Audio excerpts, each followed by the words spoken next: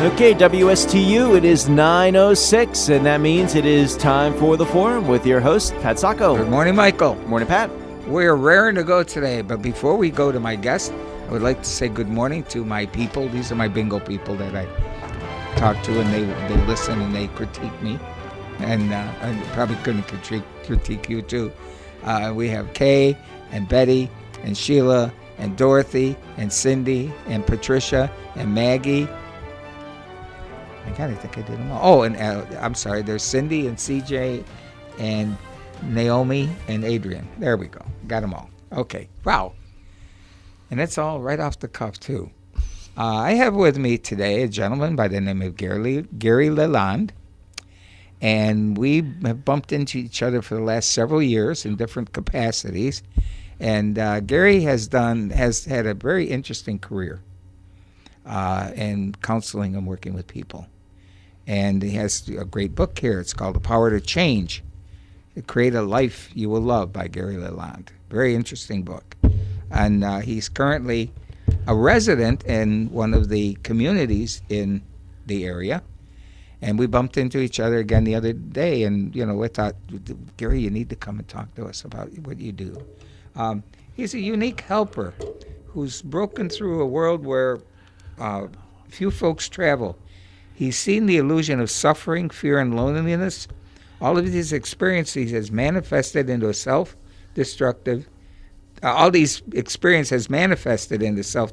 behaviors and illness. In September 1985, Gary was invited to hear a speaker speak at a church of today in Warren, Michigan. It was this event that he embraced a new image of himself and redirected his life. As a result of living the Unity teachings, Gary has reversed the effects of 25 years plus of self-abuse.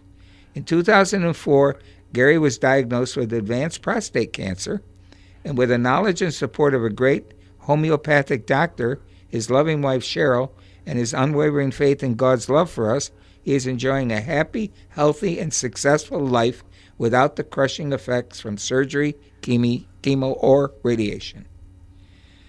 Gary has been invited to share his learning experiences with churches throughout North America and Fortune 50 companies internationally. Wow. Gary Lalonde, wow. Well, Pat, it's a privilege to be back in your circle again. I remember fondly when we met and had lunch here in town, right. And we spoke about your program and us getting together, and I really didn't realize it would take 3 years to be a guest. I know. But then you left. And Yep. So it's good to be here, and I thank you, and I welcome all of the listeners here at 1450. Mm-hmm. Let's get some background on Gary. But I know you were born at a very early age. And yeah, I was too young to remember. Education, how'd you get up here? Well, I was raised in a very violent, emotionally and physical family.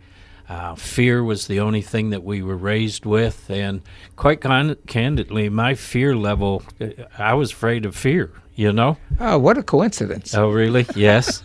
And it was just something that just so restricted everything I wanted to do. And that's why when I met the young lady that I'm proud to be married with right now and forever, Cheryl, she helped me understand this fear is just an emotional state. It's not something that's cast in concrete. And the breakthrough that I build my company around is just the breaking through those limiting self-doubts that so many people are consumed by. And literally, Pat, yes, I graduated from the Ontario Police Academy. I've got certain degrees, but it's really self-taught. It's just a really self-taught experience that I bring to the table, and I'm honored that I've been able to share it with people for the last 3 decades, and I'm looking forward to sharing it with another 3 decades. Well, excellent. I used to do a treatment program in Fluency, and we had a residential program. We brought in I used to call it the Island of Lost Toys. Huh? We brought in the broken, the people that had much experiences, therapies, and never anything worked. Yes. Very Yes. severe kind Yep. of thing. And we looked at stress. Yep. And I found a book, and it just really changed my whole approach, because this author said stress is only an uncomfortable feeling. Yeah. And I'm thinking, wait a minute. Yep. Because I'm thinking stress is all these layers of complexity and everything. It's bottom line, uncomfortable. Fear is the same thing. Absolutely. It's an uncomfortable feeling. Yep. And it prevents you from doing a lot of things you wanted to do. It prevents you from a lot of the interactions you have with friends and trust, Yep. all that stuff. And fear of physical violence or physical abuse. Yeah. And I think we need to look at children in this way, because many of them are abused at home.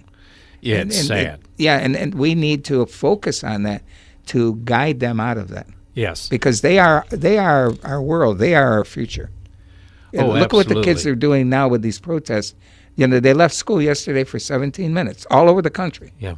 Yep. These are kids who will be our leaders, Yep. I fully agree. and we have to listen to them. And they're not out there burning cars and breaking into windows and punching each other. They're just saying, you got to stop this madness. Yeah, and we do. And the fear that they have, yeah. I think back to my high school years and school years. My goodness, the fear level was so high. But when you get an insight to what these young folks are dealing with on a daily basis today with the bullying and unfortunately what I believe the entertainment industry that's promoting such violence and disrespect, my heart goes to them. were you bullied in school? Oh, at a very young age. I was bullied by one guy all the way through school. Huh. Yeah. Big, tall, tough guy. Yeah. All through 13 years. I wasn't even 5 foot when I hit high school, and about 98 pounds. But all the way through public school and that, there was an alley between the 2 rows of houses, and they challenged you. It didn't matter how big they were. You better be there after school. And, I lost a good many of those, but I gained enough respect that you weren't going to overrun me just with your mouth. And I think that was a foundation of helping me understand that this fear thing, again, it's not cast in concrete. It's an emotion, and we can change our emotions. And we can go to very expensive psychotherapists, or we can get into programs. Yeah, and know. for me, one of the things that helped me so much is that I hid from life through the consumption of alcohol. And I was just really blessed that I never got involved in drugs, because I had such an extreme personality that would have just been the end of me. But I met a lady studying with one of the great mind experts, Tony Robbins, and a couple of his books was Fear into Power and then Awaken the Giant In. And I was mentored by Tony. And when I was studying with Tony, I met a lady out in Michigan, dear lady, still remember her name, Linda Cox, was a certified hypnotherapist. And please understand, I was scared to death of this hypnotherapy stuff. Scared to death. I thought she was Satan's wife, all righty? And I sure wasn't going to bark like a dog and do all those things, So anyway, long story short, I finally reached out to Linda. I need some help. I need help now. And you're like the last resort for me. It had such a profound impact on me that I'm now 30 plus years as a non-drinker. I'm not recovering. I fixed the problem that was manifested through the symptom of drinking. All right? And so many people find a path to drinking when they can't handle situations. Oh, they'll find a path through alcohol, through work, golf, sex. They'll do drugs. They'll do whatever. But what I have found out is that you can never treat enough symptoms to cure the cause. And that's what so much is done today is let's just, wait. Why do people eat? Why do they eat to an extreme? It's an emotion, all right, and they're feeding the emotion. So I became a certified hypnotherapist back in the mid-'80s, and I have just found it to be so rewarding to help people step through their own fears and discover that greatness that's inside of them. And because of that, Pat, I have now done the keynote speaking, the training, the corporate training, and that's why we do it called the breakthrough. And the breakthrough is whatever the emotion is that you're hiding behind. Well, I see you having a very, very successful mission right where you live. You have to start doing some seminars up there. Yes. Okay, because what are we dealing with? By the way, I don't admit this too much. I'm going to admit it on the air. I was going through a very dark period of time when I was in my late 20s, early 30s, and drank a lot. Yep. And Jack Daniels and I were really good friends. Close buddies. Yep. Really good buddies. Yeah. Just a little splash of water on some ice. And, I was with a group. We would leave work. We had the 2 or 10 philosophy. We either had 2 drinks and went home or stayed and had the other 8. Yes. And a lot of times we didn't go home. Yeah. And I was in a horrible situation. I went to a party. I got really drunk. I guess I insulted everybody in the community. And I got home. And I woke up the next morning and I thought, what did I do to myself? Yep. And I had a young child. Mm. And I said, okay, that's it. No more distilled alcohol. If you distill it, I don't drink it. And that was, 40-some years ago. Oh, congratulations. Now I'll have a glass of wine, maybe one Yeah. every couple of weeks. I may have a beer every 3 or 4 months. But if you boil it like that, I don't drink it. Yeah, good for you. And I don't know whether I was an alcoholic or not, but I know I had that need. Yeah. And that satisfied, that took the edge off a lot of the problems I was having at that time. Yeah. It's kind of hard for me to admit that, and I'm on the air. Yeah. But, I mean, it's a very similar situation. Yeah. But now look at seniors Yeah. who have the same kind of fear. Yes. They're afraid of dying. They're afraid of what society is offering them now. They don't understand that. I say that the older you get, the more you suffer from what I call hardening of the categories. Ah, I love that. Yeah. You know, I don't do computers. That's it. I have a flip phone. Yep. I'm not going to get an iPhone. That's it. Yep. We begin because we're so afraid of all these things that are coming at us, and we don't think we can learn. Yes. Yes. And you have a mission up there. I mean, how many people live in Savannah's? Well, I do know there are just over 1,900 homes. 1,900 homes Yes. in that area. Yes. And I know you have little cells. You have like a group, and there's a group leader that Yep. they get to. It's almost like government. Almost. You Yeah. know, you get a Yep. person that goes to the House of Representatives or the Senate, Yeah. and but you could just get a small group of people together. Say, are you afraid? What's going on? Are Yeah. you scared? Yep. And work them through and let them go out and tell others. Yes. I mean, you could do that. Oh wow, I see a real big mission for you there. Well, thank you for that too, sir. Yes. And this is great. Yep. This is great. Yep. It's been a joy. I was telling you when I learned that you had been in Kalamazoo in your career. I've been blessed to do a lot of training within the Mary Kay world, and I mean from corporate to California to, of course, Florida, New York. And I met a lady at one of those Mary Kay programs. She was doing very well in her business, but her fears was causing her to act out in a way that she was labeled a cutter. Cutter. And sir, candidly, I didn't know what a cutter was when I first was told about that. And if any of your listening audience here at 1450 don't understand, is that they may cut their wrist, they may cut their midsection. This lady went to the extreme of cutting the bottom of her feet to relieve the pain that she was experiencing, And she was in an automobile accident and taken to the hospital, where the hospital people discovered the cuts, and the police went after her husband thinking he was abusing her. He didn't even know she was a cutter. Really? Yes. Oh my God. And to this day, I'm just so blessed that this lady still emails me and But you worked with her and she stopped yes, cutting. Yes, sir. and the sad thing of it is that it was just a false image that she was holding within herself. Yep.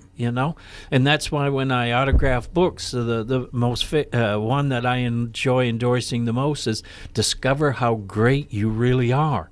Mm-hmm.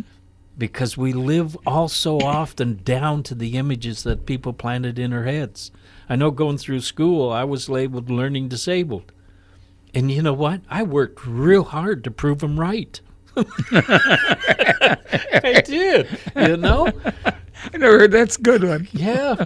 And then I remember being hired by the University of Detroit Mercy in Detroit, Michigan, to come in and facilitate a staff meeting with the president and all the professors. And I go, how can you be learning disabled and then be credited with such a... It's called an oxymoron. Thank you, sir. But it also helped me see the transition, the journey that I had taken from being fear-based to love and success-based. Well, then that fear probably impeded your learning. Oh, absolutely, sir. You know, and you can't function. No. I brag about it today. It wasn't funny then, but on a spelling exam, I got 2 below 0. Two.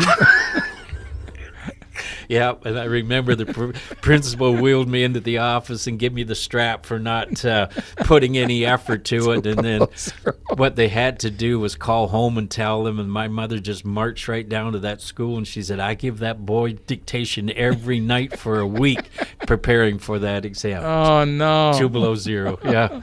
But here's the kicker. The rule at home was if you got punished at school, you got punished at home. My dad strapped me. Oh, there you go. So the fear was well embraced. Listen, when I got taken to the principal's office, the first thing I said, please don't tell my father. Yes, thank you. Yep. Because I got the lecture. Yeah. There were no words. Okay. Yeah. But I got the lecture. Yeah. Yeah.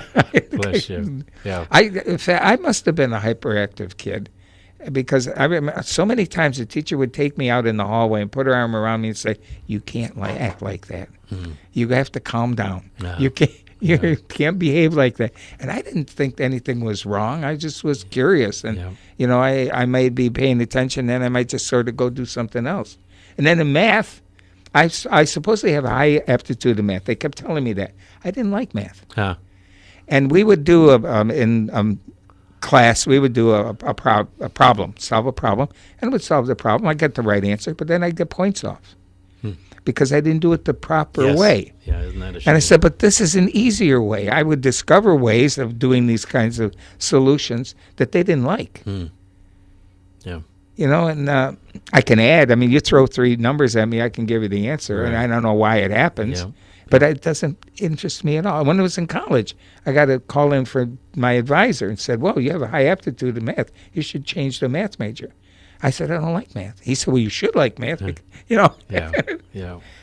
But on that same vein, though, I feel that a lot of kids drop out today because they're under-challenged in school. Yeah. We've got so many really gifted kids. And if you have any challenge with that statement, drive by and see the graffiti. Look at the artwork that these kids can do.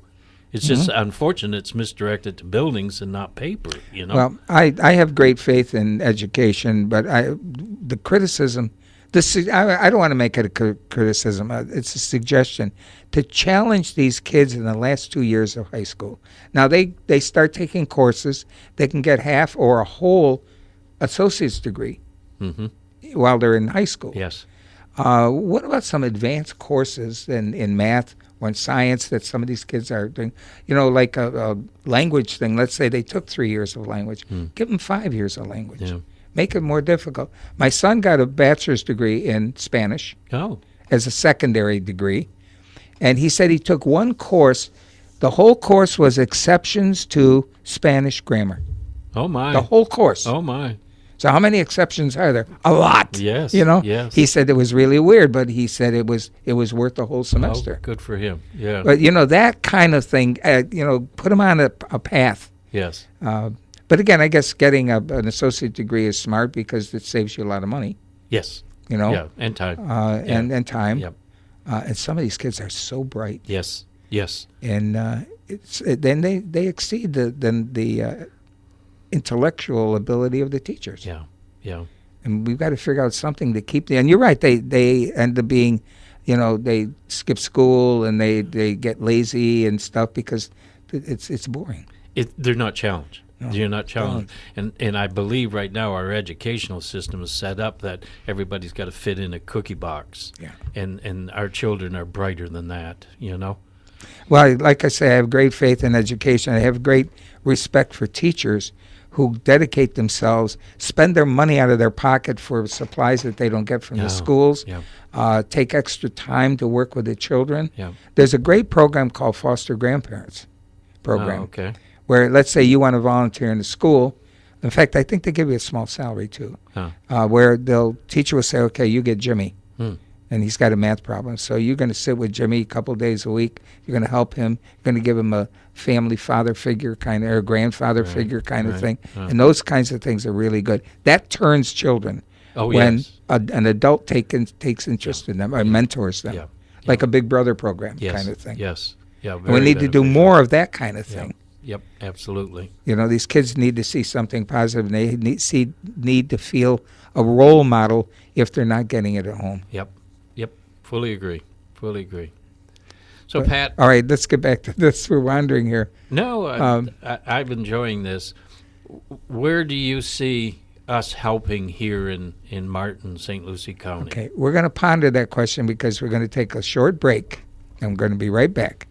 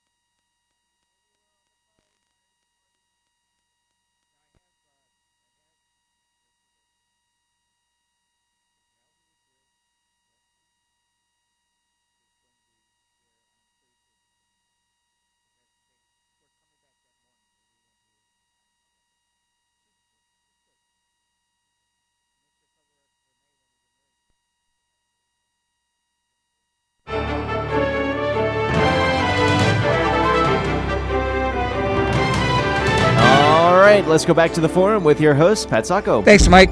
We're here with Gary Leland, and we're talking about what can Gary do in this community to help the community.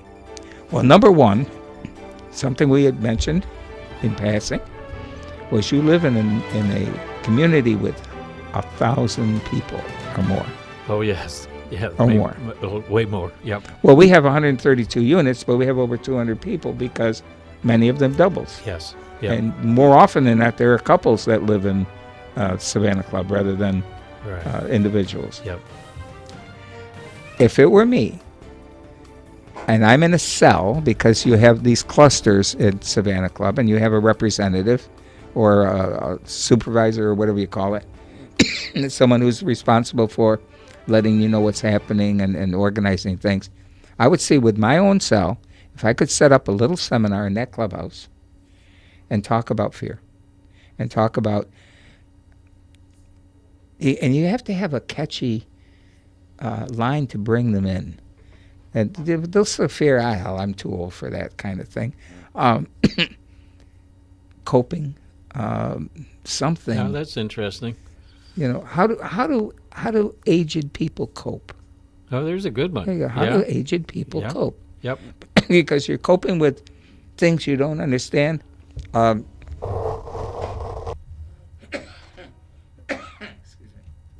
There was an episode on Archie Bunker.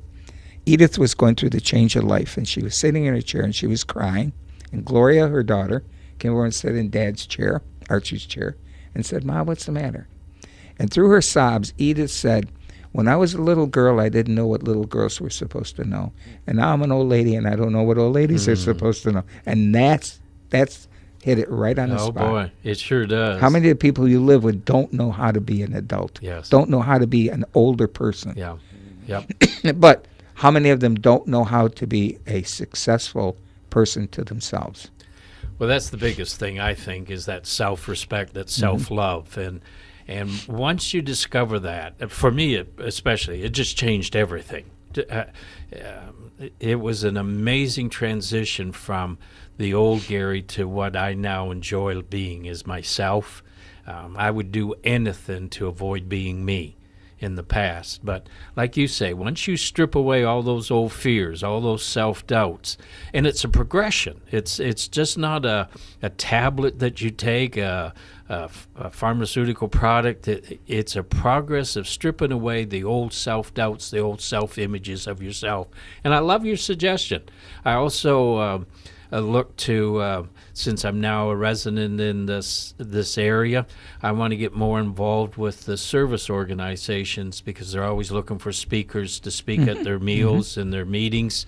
And of course, as a featured keynote speaker, I've traveled internationally, and it is always exciting to see somebody's heart and mind open up and discover, wow, this is a journey I can take. So I love what you're talking about. Thank you, sir. Years ago, through business, I was put into or suggested I represent a group in a workshop we did here in Stewart.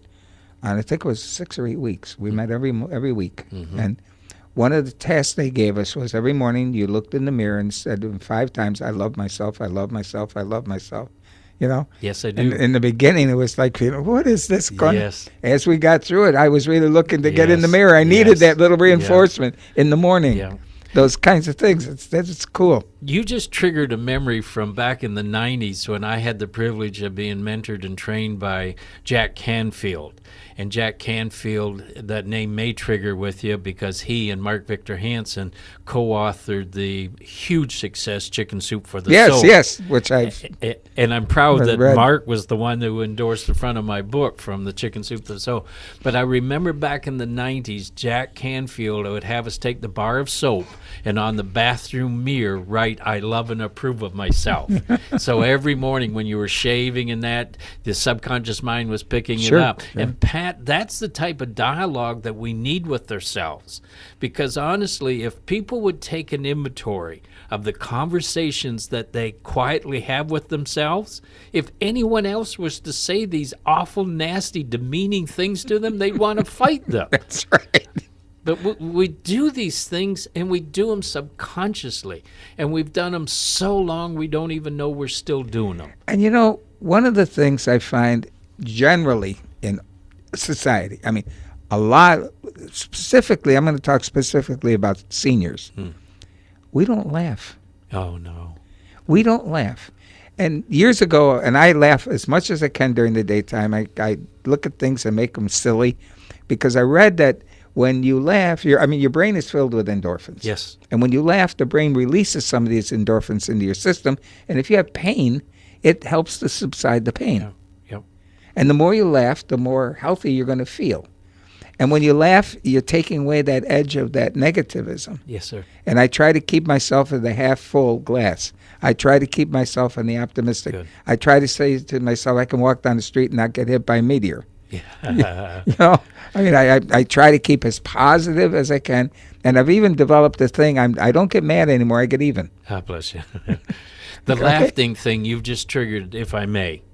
Back in 2004, when the medical profession asked my wife if she owned a black dress, and I go, "What are you talking about with my wife's wardrobe?"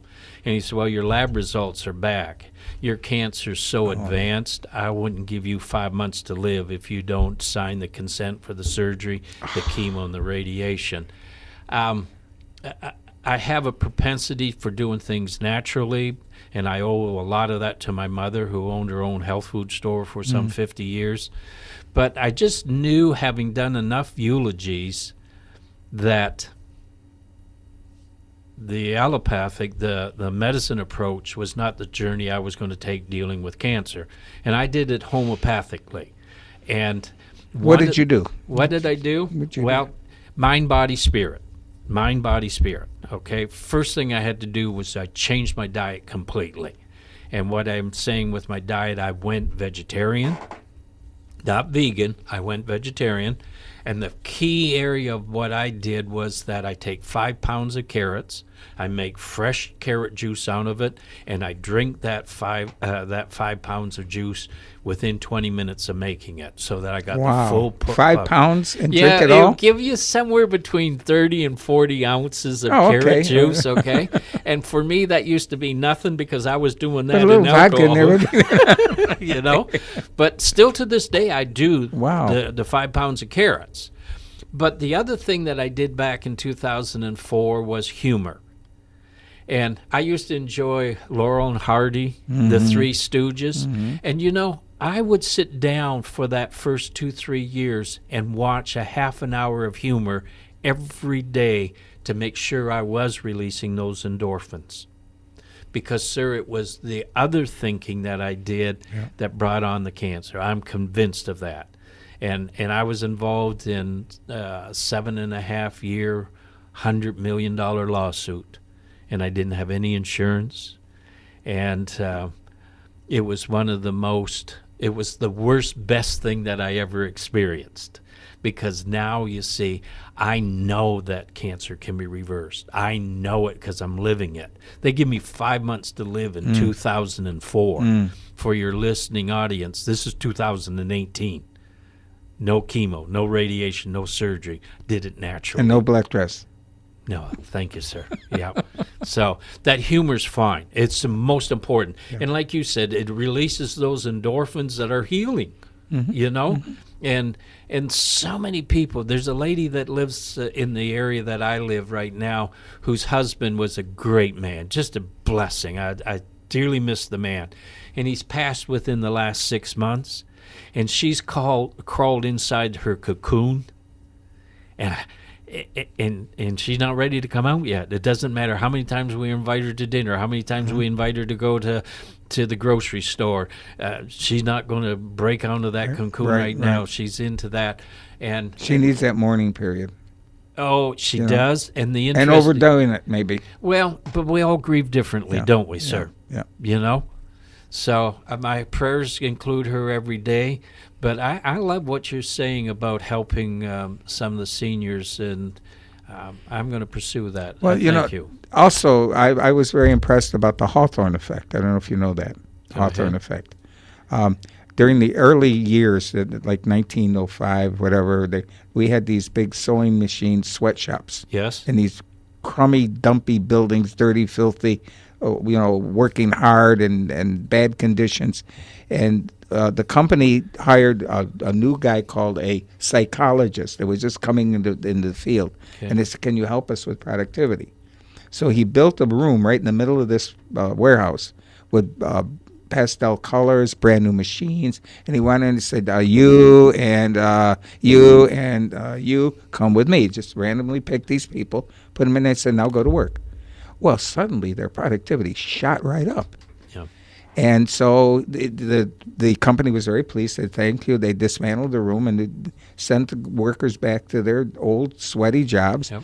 And the psychologist a few months later said, I should check to see follow-up. What did they do in their productivity when they went back? And he found they did the same thing as they did in that beautiful room. And so he interviewed them, and almost every single one of them said, the reason I'm producing like this, because I know you're watching me. Ah. And that's the Hawthorne effect. Okay. Now, you get a seminar group of people together Yeah. and teach them something, Yes. Yep. and they're going to have that Hawthorne effect of feeling special and feeling different and feeling good. Yep. That's part of what you're going to do Yep. because you've tapped into them. If you go to a dentist office and you've got a very bad toothache and you're sitting in the lobby waiting, that toothache isn't quite as bad as it was outside because you get that Hawthorne effect. You're close to the relief. The man is going to fix you. Yep. Now you're special to him, and it works. It works. does. Another thing that I found so complimentary of what our paths are, I did spaced learning. And you said your programs went 6 weeks. Mm-hmm. And I would put the groups together for either 2 hours, 4 hours, or an 8-hour day. And we would do that over a period of time so that we had a greater opportunity to absorb what we had, but then to go out and implement what we've learned, come back, feed them a little bit more with more knowledge and that. So I just love the similarities that we share. So. Yeah. And it's well, maybe we're talking about things that a lot of people should be talking about. I hope so. And a lot of thinking about. Yeah. I want to be comfortable. I want to be happy. Yep. Okay? Every time I get a physical ailment or go to the hospital to do some dumb thing like carpal tunnel surgery or something, I'm thinking it's going to be better. I had open heart surgery coming up on 15 years now. Wow. And I was in intensive care. And the guy next to me was going, oh, my God, my life is over. Oh, I can't. I wanted to get up and slap him Yeah. and say, you're alive. Yeah. I laughed when I woke up out of the surgery. And they said, why are you laughing? I said, because I didn't think I was going to make it. And I was laughing. And, you can't be the optimistic that drives people crazy. Right. But you can be something that you want to be, but you don't allow yourself to be. Yeah. Yeah. Okay, all these times are bad. But every generation has said that. Oh, these kids are going to go to hell in a handbasket. We did that during the hippie generation. They're all corporate leaders. Yes. Yes. You have these kids that are protesting. They're going to be leaders in our community and in our world. Totally agree. Yep. We've got to focus on that. And the kids are the kids. I find that one of the things that I'm bothered by is that we should have more training in the junior high level of Alzheimer's and dementia. Because these kids are caregivers. When they go home from school, they say, Mommy, I want to go out and play, the little 10-year-old girl. And Mom says, no, I have to run to the store, watch Grandma, who has dementia. Yeah. Well, 5 minutes later, Grandma's got her coat on, going to go down to the bus station and pick up her kids. Yeah. Now, what does this little girl do? Yeah. Grab Grandma by the leg? Yeah. We teach her to say, wait a minute, Grandma. Mommy, where did Mommy go? Mommy left, didn't she? Yeah, Mommy left. Okay. She went down to pick up the children. Ah. Okay. She'll bring them home for you. You don't have to go. Yeah. And Grandma says, oh, okay. Yep. We've got to train them a little bit more to get into Grandma's world and to calm things down. And I've seen young kids be better caregivers than their parents, to their grandparents. Yes. Yep. Yep. So that's a mission too. Oh, it is. It is.